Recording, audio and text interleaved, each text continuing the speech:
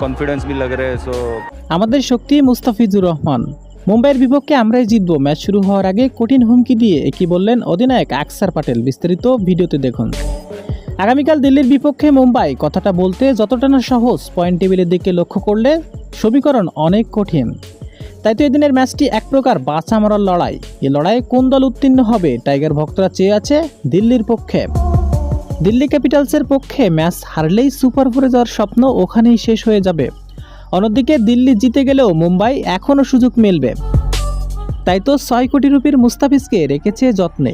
তবে ম্যাচ শুরু হওয়ার আগে মুস্তাফিজুর রহমানকে নিয়ে আকসার প্যাটেল বলেন, আমাদের একমাত্র শক্তির উচ্চ মুস্তাফিজুর রহমান। তার স্লোয়ার কাটার নিয়ে করেছি বিশ্লেষণ, উপযুক্ত বাঁচার আশা দেখেছি।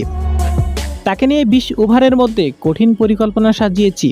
যেভাবেই হোক মুম্বাইয়ের বিপক্ষে ম্যাচ জিতেই কোয়ালিফাই নিশ্চিত করতে হবে। তো দর্শক, আকসার প্যাটেলের এমন কথা আপনাদের কাছে কেমন হয়েছে? পারবে তো মুস্তাফিজ তার কথা রাখতে? জানিয়ে দিবেন আপনার মতামতটি। ধন্যবাদ।